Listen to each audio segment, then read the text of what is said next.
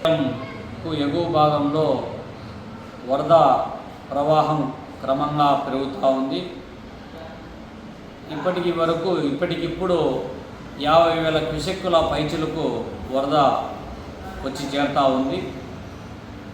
అదే క్రమంలో 40,000 క్యూసెక్కులు పైబడి ఇవాళ శ్రీశైలం నుంచి దిగువకు అంటే నాగార్జున సాగర్కు, అక్కడి నుంచి పులిచింతలకు ఇక్కడ వదులుతూ ఉన్నారు. వరద ప్రవాహం ఉన్నప్పటికీ కూడా ఇవాళ శ్రీశైలం నుంచి రాయలసీమకు రావాల్సినటువంటి పోతిరెడ్డిపాడు హెడ్ రెగ్యులేటర్ దగ్గరికి వచ్చేటప్పటికి కేవలం 8,000 క్యూసెక్కులు మాత్రమే వదులుతూ ఉన్నారు.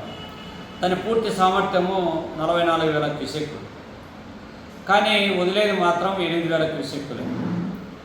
పోనీ రాయలసీమకు సంబంధించినటువంటిది ఇప్పటికే తగినంత వర్షపాతం నమోదుగా ఎలినినో ప్రభావం వల్ల ఏ ప్రాజెక్టులో కూడా పట్టమని 10 టీఎంసీల నీళ్లు లేవు. గ్రామీణ ప్రాంతాలలో వ్యవసాయం చేసే పరిస్థితే ఇవాళ లేదు. కడప జిల్లాలో సాధారణ సాగు విస్తీర్ణానికి కూడా నోచుకోనటువంటి పరిస్థితి కొనసాగుతూ ఉంది. వేసవిని తలపించేటువంటి పద్ధతిలో ఇవాళ ఎండ ప్రభావం తీవ్రత పెరిగిపోతూ ఉంది. పశుగ్రాసం లేక పశువులు ఇబ్బంది పడుతూ ఉన్నారు.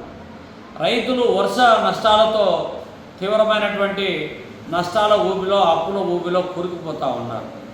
ఎల్నినో ప్రభావం వల్ల సాధారణ సాగు విస్తీర్ణానికి నోచుకోవడం లేదు. ఇవాళ వర్షపాతం నమోదు కావడం లేదు.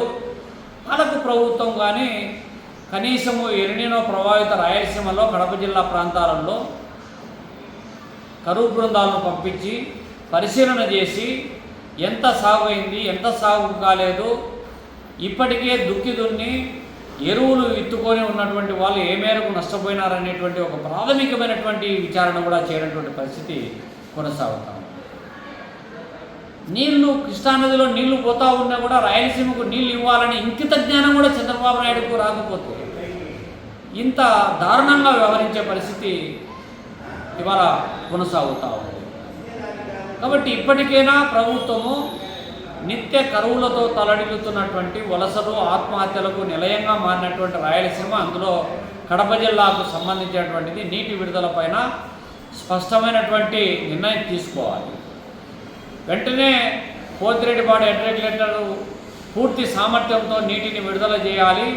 అక్కడి నుంచి బనకచెర్ల దగ్గర తెలుగంగకు, అదేవిధంగా నిప్పులవాగు, కేసీ కెనాల్కు సంబంధించి, ఎస్ఆర్బీసీకి సంబంధించి, జిఎన్ఎస్ఎస్ వరద కాలువకు సంబంధించినటువంటి ఈ ఛానల్స్ ద్వారా నీళ్లు విడుదల చేయాలి. తెలుగంగలో అంతర్భాగమైనటువంటి ఇవాళ వెలుగోడు రిజర్వాయర్ నింపడంతో పాటు SR1, SR2 బ్రహ్మసాగర్కు నీళ్ళు ఇవ్వాల్సినటువంటి అవసరం ఉంది.